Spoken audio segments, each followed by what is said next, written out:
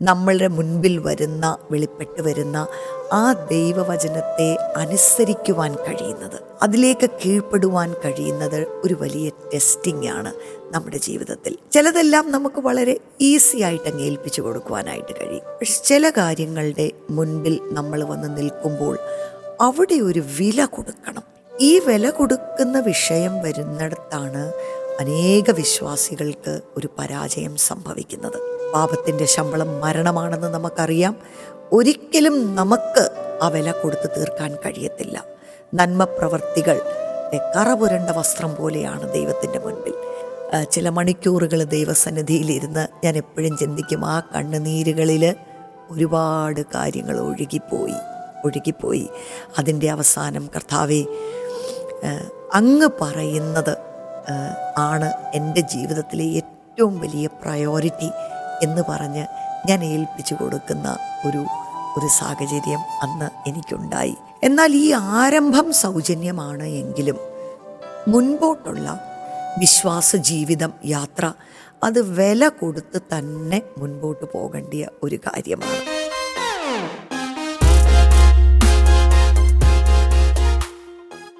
Praise the Lord. ഇന്നത്തെ ഈ എപ്പിസോഡിലേക്ക് എല്ലാവർക്കും സ്വാഗതം.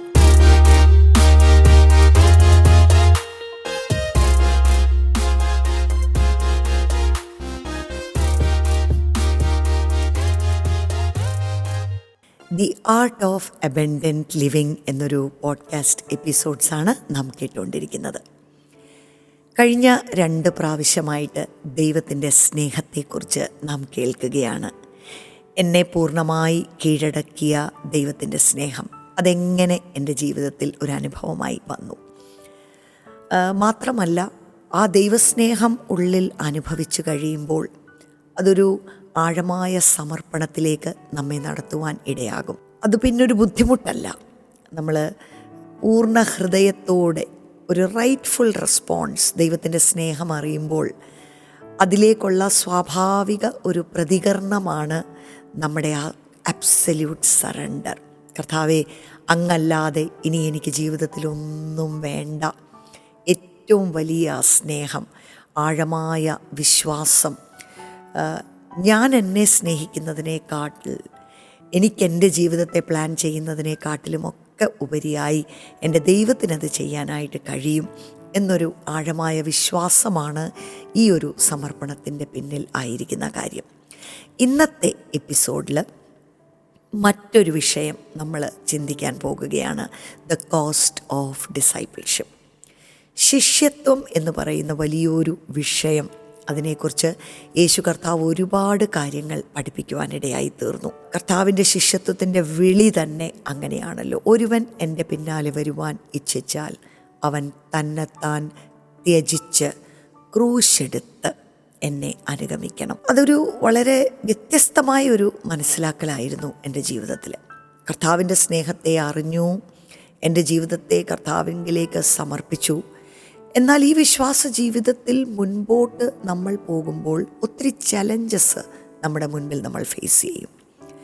കർത്താവ് തന്നെ ഇങ്ങനെ പറയുവാനിടയായി തീർന്നു, ഒരുവൻ എന്നെ സ്നേഹിക്കുന്നു എന്നെങ്ങനെയാണ് അറിയുന്നത്? ഇതൊരു ഇമോഷണലായിട്ടുള്ള കാര്യമല്ല. എനിക്ക് ദൈവത്തോട് ഭയങ്കര സ്നേഹമാണ്, എൻ്റെ ഹൃദയം നിറയെ വിശ്വാസമാണ് എന്ന് നമ്മൾ പറഞ്ഞാൽ പോരാ. If you love me keep my commandments. നിങ്ങൾ എന്നെ സ്നേഹിക്കുന്നു എങ്കിൽ എൻ്റെ വചനം, അതിൽ നിങ്ങൾ നിലനിൽക്കണം, അത് നിങ്ങൾ പാലിക്കണം. അങ്ങനെയാണ് നമ്മൾ ദൈവത്തെ സ്നേഹിക്കുന്നു എന്നുള്ളത് വചനപ്രകാരം നമുക്ക് വെളിപ്പെടുത്തുവാനായിട്ട് കഴിയുന്നത്. ഇതൊരു ടെസ്റ്റിംഗ് ആണ്. നമ്മുടെ ജീവിതത്തിൻ്റെ ഓരോ ഘട്ടങ്ങളിലും നമ്മളുടെ മുൻപിൽ വരുന്ന, വെളിപ്പെട്ട് വരുന്ന ആ ദൈവവചനത്തെ അനുസരിക്കുവാൻ കഴിയുന്നത്, അതിലേക്ക് കീഴ്പ്പെടുവാൻ കഴിയുന്നത് ഒരു വലിയ ടെസ്റ്റിംഗ് ആണ് നമ്മുടെ ജീവിതത്തിൽ. ചിലതെല്ലാം നമുക്ക് വളരെ ഈസി ആയിട്ട് അങ്ങ് ഏൽപ്പിച്ചു കൊടുക്കുവാനായിട്ട് കഴിയും. പക്ഷെ ചില കാര്യങ്ങളുടെ മുൻപിൽ നമ്മൾ വന്ന് നിൽക്കുമ്പോൾ അവിടെ ഒരു വില കൊടുക്കണം. അവിടെ നമ്മൾ റാഡിക്കലായിരിക്കണം. കാരണം നമ്മുടെ ഉള്ളിൽ നിന്ന് എന്തോ പുറകോട്ട് വലിയുന്നത് പോലെയൊരു അനുഭവം ചില സമയങ്ങളിൽ നമുക്കുണ്ടാകും. 2 വഴി നമ്മുടെ മുൻപിലുണ്ട്. ഒരു വഴി ദൈവത്തിൻ്റെ ഇഷ്ടം ഇങ്ങനെയാണ് എന്ന് നമ്മൾ മനസ്സിലാക്കുന്നു. എന്നാൽ മറ്റൊരു വഴി, അത് നമ്മുടെ വ്യക്തിപരമായ താല്പര്യങ്ങളായേക്കാം, ബന്ധങ്ങളായേക്കാം, സാഹചര്യത്തിൻ്റെ സമ്മർദ്ദങ്ങളായേക്കാം, മറ്റൊരു ദിശയിലേക്ക് അത് നമ്മളെ തള്ളി നീക്കുന്നത് പോലെയുള്ള നമ്മൾ തീരുമാനമെടുക്കേണ്ട ചില ഘട്ടങ്ങൾ നമ്മുടെ ജീവിതത്തിൽ ഉണ്ടാകും. ആ സമയങ്ങളിലെല്ലാം ഒട്ടും വിട്ടുവീഴ്ച ചെയ്യാതെ, അല്പം പോലും കോംപ്രമൈസ് ചെയ്യാതെ, ഒരു വില കൊടുത്ത് എൻ്റെ ആഗ്രഹം, എൻ്റെ ഇഷ്ടം, എൻ്റെ താല്പര്യം അത് മാറ്റിവെച്ച് കർത്താവിന് ഞാൻ അവിടെ ഒരു ഫസ്റ്റ് പ്രയോറിറ്റി കൊടുക്കുമ്പോൾ, ദൈവവചനം അനുസരിക്കുമ്പോൾ, അത് നമ്മളെ വല്ലാതെ വിശ്വാസ ജീവിതത്തിൽ മുന്നേറാൻ സഹായിക്കുന്ന ഒരു കാര്യമാണ്. ഈ വില കൊടുക്കുന്ന വിഷയം വരുന്നിടത്താണ് അനേക വിശ്വാസികൾക്ക് ഒരു പരാജയം സംഭവിക്കുന്നത്. നമ്മൾ രക്ഷിക്കപ്പെടുമ്പോൾ അത് സൗജന്യമാണ്, നമുക്കെല്ലാം അറിയാം. കൃപയാലല്ലോ വിശ്വാസം മൂലം നിങ്ങൾ രക്ഷിക്കപ്പെട്ടിരിക്കുന്നത്, അതിന് നിങ്ങളുടെ പ്രവർത്തികൾ ഒരു കാരണമല്ല. നമുക്കവിടെ ഒരു ചെലവുമില്ല. 2000 വർഷങ്ങൾക്ക് മുൻപ് കർത്താവ് ക്രൂശിൻ്റെ മേൽ എല്ലാ വിലയും കൊടുത്തു കഴിഞ്ഞു. നമ്മുടെ പാപങ്ങളുടെ പരിഹാരം പൂർണ്ണമായി ഒരിക്കലെന്നേക്കുമായി കർത്താവ് ആ കടം കൊടുത്ത് തീർത്തു. അത് വീണ്ടും വീണ്ടും റിപ്പീറ്റ് ചെയ്യുന്ന ഒരു കാര്യമല്ല. അതുകൊണ്ട് നമ്മൾ സുവിശേഷമൊക്കെ കേൾക്കുമ്പോൾ വിശ്വസിക്കുക മാത്രം, ഓൺലി ബിലീവ്, ഇങ്ങനെയുള്ള കാര്യങ്ങളാണ് നമ്മൾ കേൾക്കുന്നത്. അതുപോലും ചെയ്യാൻ മനുഷ്യർക്ക് മനസ്സില്ല എന്നുള്ളതാണ് അതിൻ്റെ സത്യം. അതൊരു ദൈവീക വെളിപ്പാട് പരിശുദ്ധാത്മാവിനാൽ ഒരു വ്യക്തിയുടെ ഹൃദയത്തിൽ വരുമ്പോഴാണ് അങ്ങനെ വിശ്വസിക്കാൻ പോലും നമുക്ക് കൃപ ലഭിക്കുന്നത്. And praise God for that. ഇന്ന് എന്നെ കേട്ടുകൊണ്ടിരിക്കുന്ന ആരെങ്കിലും അങ്ങനെ ഒരു തീരുമാനം എടുത്തിട്ടില്ല എങ്കിൽ ഇന്നാണ് രക്ഷാ ദിവസം. ഞാനൊന്നും കൂടെ ഓർമ്മിപ്പിക്കട്ടെ, ഈ സുവിശേഷം നിങ്ങളുടെ ഉള്ളിലേക്ക് സ്വീകരിക്കണം. നിങ്ങളുടെ പാപത്തിൻ്റെ പരിഹാരത്തിന് വേണ്ടി 2000 വർഷങ്ങൾക്ക് മുൻപ് യേശു കർത്താവ് ക്രൂശിൽ യാഗമായി തീർന്നു. പാപത്തിൻ്റെ ശമ്പളം മരണമാണെന്ന് നമുക്കറിയാം. ഒരിക്കലും നമുക്ക് ആ വില കൊടുത്ത് തീർക്കാൻ കഴിയത്തില്ല. നന്മ പ്രവർത്തികൾ കറപുരണ്ട വസ്ത്രം പോലെയാണ് ദൈവത്തിൻ്റെ മുൻപിൽ. എന്നാൽ നമുക്ക് മറുവിലയായി തീർന്ന യേശു കർത്താവ് നമുക്ക് വേണ്ടി മരിച്ചു, അടക്കപ്പെട്ടു, ഉയർത്തെഴുന്നേറ്റു. ഇന്ന് പിതാവിൻ്റെ സന്നിധിയിൽ നമുക്ക് വേണ്ടി മധ്യസ്ഥത ചെയ്യുന്നു. ഈ യേശു ക്രിസ്തുവിൽ നാം വിശ്വസിക്കുമ്പോൾ നമ്മുടെ പാപങ്ങൾ ദൈവം ക്ഷമിക്കുന്നു എന്നുള്ളതാണ് സുവിശേഷം. അത് സ്വീകരിക്കുമ്പോൾ നിങ്ങൾ ഇരുട്ടിൻ്റെ രാജ്യത്തിൽ നിന്നും വെളിച്ചത്തിൻ്റെ രാജ്യത്തിലേക്ക് കടന്നു വരുന്നു. ദൈവത്തിൻ്റെ മക്കളായി തീരുവാൻ ദൈവം നിങ്ങൾക്ക് അവകാശം നൽകുന്നു. Praise God. എന്നാൽ ഈ ആരംഭം സൗജന്യമാണ് എങ്കിലും മുൻപോട്ടുള്ള വിശ്വാസ ജീവിതം, യാത്ര, അത് വില കൊടുത്ത് തന്നെ മുൻപോട്ട് പോകേണ്ട ഒരു കാര്യമാണ്. എല്ലാ ദിവസവും ഒരുപാട് തെരഞ്ഞെടുപ്പുകൾ നമ്മുടെ മുൻപിലുണ്ട്. കർത്താവ് അത് വളരെ വ്യക്തമാക്കി. നമ്മൾ യേശുവിൻ്റെ ആ ലീഡർഷിപ്പ് നോക്കുമ്പോൾ, കർത്താവിൻ്റെ ആ ശൈലി നോക്കുമ്പോൾ, ഈ ലോകത്തിലുള്ള പല നേതാക്കന്മാരിൽ നിന്നും വളരെ വ്യത്യസ്തമായിരുന്നു, ഓപ്പോസിറ്റായിരുന്നു കർത്താവ് പറഞ്ഞ കാര്യങ്ങൾ. സാധാരണഗതിയിൽ ഒരു നേതാവിൻ്റെ ഏറ്റവും വലിയ ആഗ്രഹമാണ് തനിക്ക് എത്ര കൂടുതൽ അനുയായികളുണ്ടോ അത്രയും നല്ലത്. അതിനുവേണ്ടി അല്പം സ്വല്പം വിട്ടുവീഴ്ചകൾ ചെയ്താലും വേണ്ടുകയില്ല എന്നാണ് ഭൂരിഭാഗം ആൾക്കാരും ചിന്തിക്കുന്നത്. എന്നാൽ കർത്താവ് ഒരിക്കലും തൻ്റെ സ്റ്റാൻഡേർഡ്സിനെ കുറച്ചില്ല. വളരെ വ്യക്തതയോടെ തൻ്റെ താല്പര്യങ്ങൾ തന്നെ അനുഗമിക്കുന്ന വ്യക്തികളോട് താൻ അറിയിച്ചു. അങ്ങനെ നല്ല മനസ്സുള്ളവർ മാത്രം എന്നെ അനുഗമിച്ചാൽ മതി എന്ന് വ്യക്തമായി കർത്താവ് അവരോട് പറയുകയും ചെയ്തു. ഈ ഒരു മനസ്സിലാക്കൽ, കർത്താവിന് ഇങ്ങനെ ചില താല്പര്യങ്ങളുണ്ട്, ശിഷ്യത്വത്തിൻ്റെ പാതയിൽ നാം നടക്കേണ്ടിയവരാണ്, അതിനൊരു വില കൊടുക്കണം എന്ന് മനസ്സിലാക്കുന്നവർ ഭാഗ്യവാന്മാർ. അത് നമ്മളെ ഒത്തിരി സ്റ്റേബിളാക്കും.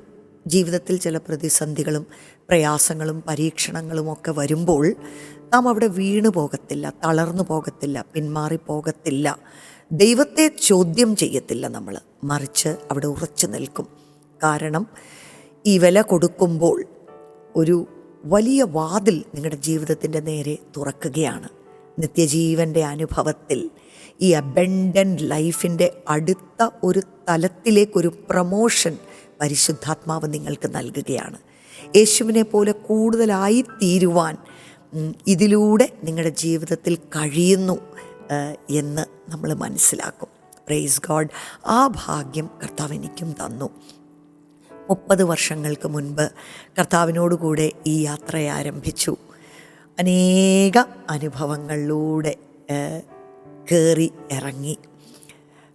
പിന്മാറിപ്പോകാനുള്ള അവസരങ്ങളുണ്ടായിരുന്നു. വീണു പോകാൻ, വിഷമിച്ചു പോകാൻ, ഡിസ്കറേജ്ഡായി പോകാൻ, അല്ലേ, അല്ലെങ്കിൽ മടുത്തു പോകാനൊക്കെയുള്ള എത്രയോ ജീവിത സാഹചര്യങ്ങൾ. എന്നാൽ അവിടെയെല്ലാം ഈ ഒരു മനസ്സിലാക്കൽ, ഏത് സാഹചര്യത്തിൻ്റെ മുൻപിലും കർത്താവെ അങ്ങെന്താണ് എന്നിൽ നിന്നും ഈ ഒരു സാഹചര്യത്തിൽ ആഗ്രഹിക്കുന്നത് എന്ന് മനസ്സിലാക്കി ഏൽപ്പിച്ചു കൊടുക്കുവാൻ അവിടെ നമുക്ക് കൃപ ലഭിക്കുന്നു. അപ്പം ഒരുപാട് കാര്യങ്ങൾ കർത്താവ് ഇതിനോടുള്ള ബന്ധത്തിൽ ദൈവവചനത്തിൽ പറഞ്ഞിട്ടുണ്ട്. മാനുഷിക ബന്ധങ്ങൾ നമ്മുടെ ജീവിതത്തിൽ ഏറ്റവും അടുത്തിരിക്കുന്ന കാര്യമാണ്. നമ്മുടെ മാതാപിതാക്കൾ, നമ്മുടെ ജീവിത പങ്കാളികൾ, നമ്മുടെ മക്കൾ, നമ്മുടെ സഹോദരി സഹോദരങ്ങൾ, കൂട്ടുകാർ. എന്നാൽ കർത്താവ് പറഞ്ഞു, ഇവരെ ആരെയും എന്നേക്കാൾ അധികമായി നിങ്ങൾ സ്നേഹിക്കരുത്. അതൊരു ഡിമാൻഡാണ്. എന്നാൽ എല്ലാവരെയും സ്നേഹിക്കണം എന്ന് പഠിപ്പിച്ച കർത്താവ് തന്നെ അതിനോട് ചേർന്ന് നമ്മളെ പഠിപ്പിച്ച ഒരു കാര്യമാണ്. ഈവൻ നിങ്ങളെ തന്നെ നിങ്ങൾ ത്യജിക്കണം എന്നുള്ളതാണ് ശിഷ്യത്വത്തിൻ്റെ ഏറ്റവും വലിയൊരു വിളി. ദൈവത്തിന് നമ്മൾ 1-ാം സ്ഥാനം കൊടുക്കണം എന്നുള്ളത് ദൈവം നമ്മളിൽ നിന്നും ആഗ്രഹിക്കുന്ന ഒരു കാര്യമാണ്. അപ്പം തീരുമാനങ്ങൾ എടുക്കേണ്ട ഘട്ടങ്ങൾ വരുമ്പോൾ ദൈവവചനം നമ്മൾ നോക്കുമ്പോൾ ഉടനീളം ഇതിൻ്റെ ഉദാഹരണങ്ങൾ നമുക്ക് കാണാം. അബ്രഹാം പിതാവിൻ്റെ ജീവിതത്തിൽ നാം അത് കാണുന്നു. ദൈവം വാഗ്ദത്തം ചെയ്ത് കൊടുത്ത സന്തതിയാണ് ഇസഹാക്ക്. എന്നാൽ ഇസഹാക്കിനെ ലഭിച്ചു, വളരെ സന്തോഷമായിരുന്നു. ദൈവത്തിൻ്റെ വാഗ്ദത്തം പൂർത്തീകരിച്ചല്ലോ എന്നോർത്ത് ഒരുപാട് സന്തോഷിച്ചിരിക്കുന്ന സമയത്താണ് ദൈവം ആവശ്യപ്പെടുന്നത്, നീ സ്നേഹിക്കുന്ന നിൻ്റെ ഈ മകനെ നീ യാഗം കഴിക്കണം. അതൊരു സിംബോളിക്കായിട്ട് നമുക്കതിനെ കാണാനായിട്ട് കഴിയും. കാരണം ഈ കയ്യിൽ ലഭിച്ച ദൈവീക അനുഗ്രഹത്തെയാണോ അതോ ദൈവത്തെയാണോ കൂടുതൽ സ്നേഹിക്കുന്നത്? അബ്രഹാമിൻ്റെ ഹൃദയത്തിൻ്റെ അവസ്ഥയെ വല്ലാതെ ശോധന ചെയ്ത ഒരു സാഹചര്യമായിരുന്നു അത്. താൻ കേട്ട ദൈവശബ്ദത്തെ ചോദ്യം ചെയ്യാൻ കഴിയുന്ന ഒരു സമയമായിരുന്നു അത്. ഞാൻ പലപ്പോഴും ചിന്തിക്കാറുണ്ട്, നമ്മളാണിങ്ങനെ ഇങ്ങനെയൊരു ശബ്ദം കേൾക്കുന്നതെങ്കിൽ ഒരുപക്ഷെ അയ്യോ അത് പിശാചിൻ്റെ ശബ്ദമാണ് എന്ന് പറഞ്ഞ് നമ്മളതിനെ തള്ളിക്കളഞ്ഞേനെ. കാരണം ദൈവം തന്ന ഒരു അനുഗ്രഹത്തെ ദൈവം തന്നെ തിരിച്ച് ചോദിക്കുമോ എന്ന് പോലും നമ്മൾ ചിന്തിച്ചു പോകാനുള്ള സാധ്യതകളുണ്ട്. എന്നാൽ ദൈവശബ്ദം കേട്ട് പരിചയിച്ച ദൈവത്തിൻ്റെ സുഹൃത്തായിരുന്ന അബ്രഹാം അത് തിരിച്ചറിഞ്ഞു. മനസ്സിലൊരുപാട് സംഘർഷങ്ങളുണ്ടായിരുന്നു. എങ്കിലും ആ ദൈവശബ്ദത്തിൻ്റെ മുൻപിൽ തന്നെത്താൻ ഏൽപ്പിച്ചു കൊടുത്തു. അതൊരു ടെസ്റ്റിംഗ് ആയിരുന്നു. തൻ്റെ ഹൃദയം ജീവിതത്തിൽ ലഭിക്കുന്ന അനുഗ്രഹങ്ങളെക്കാൾ ഉപരിയായി ഈ അനുഗ്രഹങ്ങളെ തരുന്ന ദൈവത്തോട് തന്നെയാണോ ചേർന്നിരിക്കുന്നത് എന്നുള്ള വലിയൊരു ടെസ്റ്റിംഗ് ആയിരുന്നു. Praise God. നമുക്കറിയാം, ദൈവം ഒരിക്കലും ദോഷങ്ങളാൽ നമ്മെ പരീക്ഷിക്കുന്ന ഒരു ദൈവമല്ല. അതിൻ്റെ ബാക്കി ഭാഗം നമുക്കറിയാമല്ലോ. തൻ്റെ ഹൃദയം അവിടെ നന്നായി പൊസിഷൻഡാണ് എന്ന് മനസ്സിലാക്കിയ ദൈവം അനുഗ്രഹത്തെ മടക്കി കൊടുക്കുന്നു. Praise God. അങ്ങനെയാണ് നമ്മുടെ ദൈവം. നമ്മളൊരിക്കലും ദൈവത്തെക്കുറിച്ച് ഒരു മിസ്അണ്ടർസ്റ്റാൻഡിങ് നമ്മുടെ മനസ്സിൽ കാണരുത്. പല വിശ്വാസികളുടെയും ജീവിതത്തിൽ അങ്ങനെയുണ്ട്. ദൈവം ഒരു സാഡിസ്റ്റാണ്, നമ്മെ വേദനിപ്പിച്ചിട്ട് സന്തോഷിക്കുന്ന ഒരു ദൈവമാണ്, നമുക്കിഷ്ടമുള്ളതിനെ നമ്മുടെ കയ്യിൽ നിന്ന് പിടിച്ച് മേടിക്കുന്ന ഒരു ദൈവമാണ്, ദുഃഖത്തിലേക്ക് തള്ളിവിടുന്ന ഒരു ദൈവമാണ്. അങ്ങനെയൊന്നും നമ്മളൊരിക്കലും ചിന്തിക്കരുത്. ഒരു പിതാവിൻ്റെ ഹൃദയമാണ് നമ്മുടെ ദൈവത്തിന്. എന്നാൽ ചില ശുദ്ധീകരണങ്ങളിലൂടെ ദൈവം നമ്മളെ നടത്തും. നമ്മുടെ ഹൃദയത്തിൻ്റെ അവസ്ഥകളെ ശോധന ചെയ്യാൻ ചിലതിലൂടെയൊക്കെ ദൈവം നമ്മളെ കടത്തിവിടും.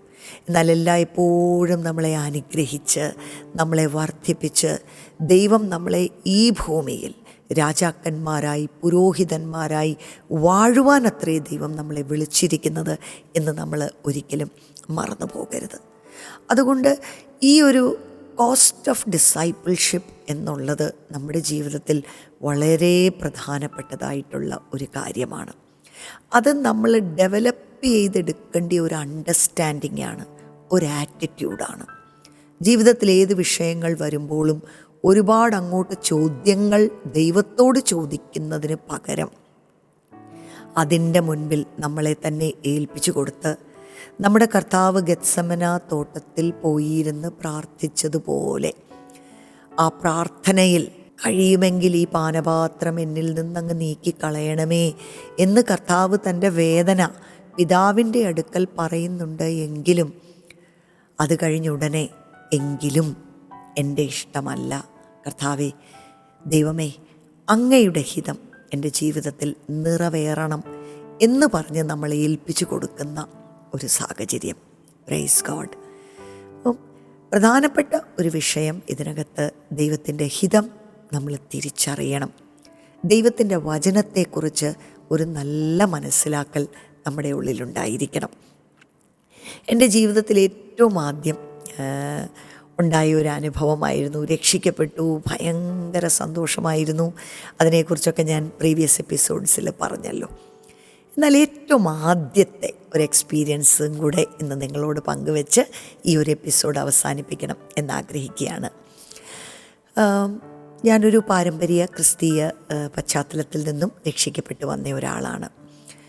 രക്ഷിക്കപ്പെട്ടു ദൈവത്തോടും ദൈവവചനത്തോടും വല്ലാത്ത സമർപ്പണം, താല്പര്യം, ഒരു റാഡിക്കൽ ഫെയ്ത്ത്. കാരണം തീരുമാനമെടുത്തു, കർത്താവേ, ഞാൻ ഒരു സംഘടനയുടെ കൂടെ ചേരാൻ വേണ്ടിയല്ല ഈ തീരുമാനമെടുക്കുന്നത്, അങ്ങയോട് ചേരാനാണ്.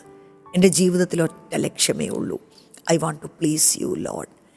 കർത്താവേ, അങ്ങയുടെ കൂട്ടത്തിൽ നടക്കണം, അങ്ങേക്ക് ഇഷ്ടമുള്ളത് മാത്രം ജീവിതത്തിൽ ചെയ്യണം, അതിനെന്ത് വിലയും കൊടുക്കും. ഇങ്ങനെയൊരു തീരുമാനത്തോട് വന്നപ്പോഴാണ് വിശ്വസിക്കുന്നവർ സ്നാനപ്പെടണം എന്നൊരു വചനത്തിൻ്റെ വെളിപ്പാടിൻ്റെ ഉള്ളിലേക്ക് വന്നത്.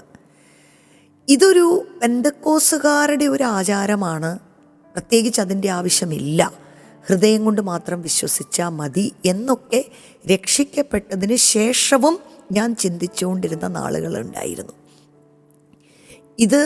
ഈ ഒരു വിഷയം ആരും എന്നോട് പറയുന്നതും എനിക്കിഷ്ടമല്ലായിരുന്നു. ആരും ഇത് പ്രസംഗിച്ച് കേൾക്കുമ്പോൾ ഞാൻ പതുക്കെ, കർത്താവിനോട് ഭയങ്കര സ്നേഹമൊക്കെയാണ്, പക്ഷേ ഈ വിഷയം കേൾക്കുമ്പോൾ എനിക്കെന്തോ അതിനോടങ്ങോട്ട് ചേരാൻ പറ്റാത്ത ഒരു മനസ്സ്. കാരണം നമ്മൾ ചെറുപ്പം മുതലേ കേട്ട് വരുന്ന കാര്യങ്ങൾ, കണ്ടുവരുന്ന കാര്യങ്ങളൊക്കെ നമ്മെ ഒരുപാട് സ്വാധീനിക്കും. അപ്പോൾ ഇതേതോ ഒരു വിഭാഗത്തിൻ്റെ ആചാരമാണ്, എനിക്കതിനകത്ത് താല്പര്യമില്ല എന്ന് പറഞ്ഞ് എൻ്റെ മൈൻഡ് അതിലേക്ക് ഞാനങ്ങ് സ്വിച്ച് ഓഫ് ചെയ്ത ഒരനുഭവമായിരുന്നു. എന്നാൽ ദൈവവചനം വായിക്കുമ്പോൾ അല്ലേ, ഈ ബൈബിൾ അല്ലെങ്കിൽ ദൈവവചനം ഏതെങ്കിലും ഒരു സംഘടനയ്ക്കുള്ളതല്ല, ഇത് നമുക്ക് വേണ്ടി, ദൈവത്തിൻ്റെ മക്കൾക്ക് വേണ്ടി ദൈവം എഴുതി തന്നിരിക്കുന്ന പുസ്തകമാണ്. അത് നമുക്കെല്ലാവർക്കും ഉള്ളതാണ്. അപ്പം ആരുടെയും ഒരു സ്വാധീനവുമില്ലാതെ ഞാനത് രസിച്ചിരുന്നിങ്ങനെ ധ്യാനിച്ച് വായിച്ചുകൊണ്ടിരിക്കുമ്പോൾ ഈ വചനം എൻ്റെ ഉള്ളിലേക്ക് കയറി വരുവാൻ തുടങ്ങി. മാനസാന്തരപ്പെട്ട് രക്ഷിക്കപ്പെട്ട വ്യക്തി, യേശുവിൽ വിശ്വസിച്ച വ്യക്തിയാണ് സ്നാനപ്പെടേണ്ടത്. Believe and be baptised. അപ്പോൾ ഇത് മനസ്സിലേക്ക് കയറി. എന്നാൽ ഒരു അറ്റത്തേക്ക് അത് മാറ്റിവെച്ചു. ഒരു പ്രത്യേക മീറ്റിങ്ങിൽ ഇങ്ങനെ ഇരിക്കുമ്പോൾ, സ്റ്റുഡൻസ് മീറ്റിംഗ്, അന്ന് ഞങ്ങൾ മെഡിക്കൽ കോളേജിൽ പഠിക്കുമ്പോൾ ഞങ്ങൾക്കിങ്ങനെ ഇടയ്ക്കിടയ്ക്ക് സ്റ്റുഡൻസിൻ്റെ മീറ്റിംഗ് വെക്കും. അത് വലിയ അനുഗ്രഹമായിരുന്നു. അവിടെ ഒരു മെസ്സേജ് ഇങ്ങനെ കേട്ടു: നിങ്ങൾ എന്നെ കർത്താവേ കർത്താവേ എന്ന് വിളിക്കുകയും ഞാൻ പറയുന്നത് ചെയ്യാതിരിക്കുകയും ചെയ്യുന്നത് എന്ത്? Why do you call me lord lord and do not do the things that I want you to do? അപ്പം ശരിക്കും പറഞ്ഞാൽ ആ ഒരു മെസ്സേജിനകത്ത് ബാപ്റ്റിസത്തെക്കുറിച്ച് യാതൊന്നും പ്രസംഗിച്ചിട്ടില്ല. ശരിക്കും പറഞ്ഞാൽ സ്റ്റുഡൻറ്റ് ഗ്രൂപ്പുകളിലൊന്നും ഇത്തരത്തിലുള്ള വിഷയങ്ങളെടുത്ത് സംസാരിക്കാറേയില്ല. രക്ഷിക്കപ്പെടണം, യേശുവിനെ സ്വീകരിക്കണം, ഇത്തരത്തിലുള്ള കാര്യങ്ങൾ മാത്രമേ പറയാറുള്ളൂ. എന്നാൽ ഞാൻ ഓർക്കുന്നു, പരിശുദ്ധാത്മാവിൻ്റെ ആഴമായൊരു ഇടപെടിയിൽ അന്ന് ആ വചനത്തിലൂടെ എനിക്കുണ്ടായി. ഏകദേശം ഇന്ന് ഞാൻ ഓർക്കുന്നത് ശരിയാണെങ്കിൽ നോൺ സ്റ്റോപ്പ് അടുത്ത ഒരു 2 മണിക്കൂർ സമയം ഞാനങ്ങ് കരയുകയാണ്. ആ മെസ്സേജ് കേട്ടു. അതിനുശേഷം ലഞ്ചിൻ്റെ സമയമോ എന്തോ ആണ്. എനിക്ക് ഭക്ഷണം കഴിക്കാൻ മെസ്സിലേക്ക് പോകാൻ പറ്റുന്നില്ല. എല്ലാ കുഞ്ഞുങ്ങളുടെയും കൂട്ടത്തിൽ ഞാൻ മാറി അവിടെ ഒരു ചെറിയ ഗാർഡൻ പോലെ ഒരു സ്ഥലത്ത് പോയിരുന്ന് കരയുകയാണ്. എന്തിനാണ് കരയുന്നത് എന്നെനിക്കറിയില്ല. ഈ വചനത്തിൻ്റെ മുൻപിൽ എന്തൊക്കെയോ ഞാൻ കെട്ടിപ്പൊക്കി വെച്ചിരുന്ന ചിന്തകളോ മനോഭാവങ്ങളോ ഒക്കെ അങ്ങ് തകരുന്നത് പോലെ. അപ്പോൾ ഇതിനകത്ത് അനേക വിഷയങ്ങളുണ്ട്. ഞാൻ കൂടി നിൽക്കുന്ന ആ ക്രിസ്തീയ പശ്ചാത്തലം അവിടെ അംഗീകരിക്കപ്പെടുന്ന ഒരു വിഷയമല്ലിത്. നമ്മൾ സ്നാനപ്പെടുക എന്ന് പറയുമ്പോൾ മാതാപിതാക്കളുടെ മുൻപിൽ ഇത് വലിയ വിഷയമാണ്. രക്ഷിക്കപ്പെട്ടു എന്ന് പറയുമ്പോൾ അവർക്ക് കുഴപ്പമില്ല. പക്ഷെ ഞാൻ സ്നാനപ്പെട്ട് തീരുമാനമെടുത്ത് വളരെ റാഡിക്കലായിട്ട് മുൻപോട്ട് പോകുന്നു എന്ന് പറയുമ്പോൾ ഇത് വീടിനകത്ത് പ്രശ്നമുണ്ടാക്കും. അന്നേരം പപ്പായുടെയും മമ്മിയുടെയും ഏറ്റവും വിശ്വസ്തയായ പെറ്റായിട്ട് അവരെ ഒരിക്കലും വേദനിപ്പിക്കരുത് എന്ന് പറഞ്ഞ് നിൽക്കുന്ന സ്ഥാനത്ത് ഈ വിഷയം വരുമ്പോൾ പ്രശ്നങ്ങൾ ഉണ്ടാകും. അപ്പം ദൈവം പറയുന്നത് അനുസരിക്കണോ, എൻ്റെ മനസ്സ് പറയുന്നത് അനുസരിക്കണോ, മാതാപിതാക്കൾ പറയുന്നത് അനുസരിക്കണോ, സമൂഹത്തെ പ്രസാദിപ്പിക്കണമോ, ഈ എല്ലാ സമ്മർദ്ദങ്ങളും കൂടെയാണെന്ന് തോന്നുന്നു. വേദനയോ വിഷമമോ അത് കരച്ചിലായി വന്നു. എന്തായാലും ചില മണിക്കൂറുകൾ ദൈവസന്നിധിയിലിരുന്ന് ഞാൻ എപ്പോഴും ചിന്തിക്കും, ആ കണ്ണുനീരുകളിൽ ഒരുപാട് കാര്യങ്ങൾ ഒഴുകിപ്പോയി. അതിൻ്റെ അവസാനം കർത്താവേ, അങ്ങ് പറയുന്നത് ആണ് എൻ്റെ ജീവിതത്തിലെ ഏറ്റവും വലിയ പ്രയോറിറ്റി എന്ന് പറഞ്ഞ് ഞാൻ ഏൽപ്പിച്ചു കൊടുക്കുന്ന ഒരു സാഹചര്യം അന്ന് എനിക്കുണ്ടായി. അതെ, കർത്താവ്, നമ്മളിങ്ങനെ പറയുമല്ലോ, ക്രൂശിൽ കയറിയപ്പോൾ ആയിരുന്നില്ല കർത്താവ് ഗത്സമന തോട്ടത്തിൽ വെച്ച് തന്നെ ജയം നേടിയെടുത്തു. The real battle was in the garden of Gethsemane. അവിടെ വെച്ച് തന്നെ കർത്താവ് ജയിച്ചു. ബാക്കി പിന്നെ അതിലൂടെ അങ്ങ് നടന്നു എന്നുള്ളതേ ഉള്ളൂ എന്ന് പറയുന്നത് പോലെ ദൈവഹിതത്തിന് വേണ്ടി അങ്ങ് ഏൽപ്പിച്ച് കഴിയുമ്പോൾ ഒരു 95% നമുക്ക് ജയം കിട്ടിക്കഴിഞ്ഞു. ബാക്കി പിന്നെ കർത്താവ് നമ്മളെ അങ്ങ് നടത്തുന്ന ഒരനുഭവമാണ്. ഇത് മാതാപിതാക്കളുടെ മുൻപിൽ പറയുകയും അനേക ചോദ്യങ്ങളും പരിഹാസങ്ങളും പ്രശ്നങ്ങളും ഒക്കെ വന്നപ്പോൾ അതിനെ നേരിട്ട് നിൽക്കുവാനെല്ലാം കർത്താവ് സഹായിച്ചു. ഇത് ഫസ്റ്റ് ഒരു കാര്യമാണ് ഞാൻ പറയുന്നത്. കാരണം കർത്താവിനോട് ഭയങ്കര സ്നേഹമാണ്, അതെന്നെ സ്വാധീനിച്ചു, ഞാൻ കർത്താവിന് സമർപ്പിച്ചു എന്ന് പറഞ്ഞപ്പോൾ ഞാൻ ഓർത്തു എല്ലാം കഴിഞ്ഞു എന്ന്. ഇനിയിപ്പോൾ ബാക്കിയൊന്നുമില്ല എന്നാണ് ഞാൻ ചിന്തിച്ചത്. പക്ഷേ ഇതൊരു വലിയ യാത്രയുടെ ആരംഭമാണ്. അതിൻ്റെ എല്ലാ ഓരോ കോർണറിലും അല്ലേ, ഓരോ തിരിവുകളിലും നമ്മൾ തീരുമാനങ്ങൾ എടുക്കേണ്ടതായിട്ടുള്ള സാഹചര്യങ്ങൾ വരും. അവിടെ ദൈവത്തിൻ്റെ ഹിതത്തിന് വേണ്ടി നമ്മളെ തന്നെ ഒരു വില കൊടുത്ത് നമ്മൾ ഏൽപ്പിച്ചു കൊടുക്കുമ്പോൾ അത് ക്രിസ്തീയ ജീവിതത്തിൻ്റെ അടുത്ത തലങ്ങളിലേക്ക് നമ്മളെ പ്രൊമോട്ട് ചെയ്യുന്ന ഒരു കാര്യമായി മാറും. അന്ന് ദൈവം എന്നോട് ഇടപെട്ട ഒരു കാര്യം, എവിടെയോ ഈ യാത്രയുടെ ഏതോ ഒരു ഘട്ടത്തിൽ ദൈവം ഇടപെട്ട ഒരു കാര്യം ഞാനിങ്ങനെ ഓർക്കുകയാണ്. കർത്താവ് ഒരു വചനം നമുക്ക് വെളിപ്പെടുത്തുന്നു എങ്കിൽ അത് നമ്മൾ അനുസരിക്കാൻ വേണ്ടിയാണ്. വെറുതെ അറിവ് വർദ്ധിപ്പിക്കാൻ ദൈവം നമ്മളെ ഒന്നും കാണിച്ചു തരത്തില്ല. നമ്മൾക്കൊരു കാര്യം മനസ്സിലാകുന്നു, അത് ജീവിതത്തിലേക്ക് ഏറ്റെടുത്ത് അനുസരിക്കുമ്പോഴാണ് അടുത്ത കാര്യം നമ്മുടെ ലൈഫിലേക്ക് വെളിപ്പെട്ട് വരുന്നത്. ഒരുപാട് വിശ്വാസികൾ അങ്ങനെ പറയുന്നതായി ഞാൻ കേട്ടിട്ടുണ്ട്. ദൈവം എന്നോടൊന്നും സംസാരിക്കുന്നില്ല, നിങ്ങളോടൊക്കെ ദൈവം ഇടപെടുന്നുണ്ട്, എനിക്ക് വിശ്വാസ ജീവിതം ഡ്രൈ ആണ്, അതിനകത്തൊരു ഉന്മേഷമില്ല, ചൈതന്യമില്ല എന്നൊക്കെ പറയുമ്പോൾ അതിനകത്തെ ഒരു കാരണം ഇതും കൂടെയാണ്. ദൈവം ഇടപെട്ട് കാണിച്ച് സംസാരിച്ച കാര്യങ്ങൾ നാം ഏറ്റെടുത്തിട്ടുണ്ടോ? നാം അതനുസരിച്ചിട്ടുണ്ടോ? അതിനുവേണ്ടിയുള്ള വില നാം കൊടുത്തിട്ടുണ്ടോ? അങ്ങനെയുള്ളപ്പോൾ മാത്രമാണ് അടുത്ത പടിയിലേക്ക് ദൈവം നമ്മളെ ദൈവം നമ്മളെ പ്രൊമോട്ട് ചെയ്യുന്നത്, ദൈവം നമ്മളെ മുൻപോട്ട് നടത്തുന്നത്. So praise God, trust and obey. There is no other way to be happy in Jesus. Trust and obey. കർത്താവിനെ അനുസരിച്ച് വില കൊടുത്ത് ശിഷ്യത്വത്തിൻ്റെ ആ വഴിയിൽ നടക്കുവാൻ നമുക്കെല്ലാം ഇടയാകട്ടെ. God bless you all.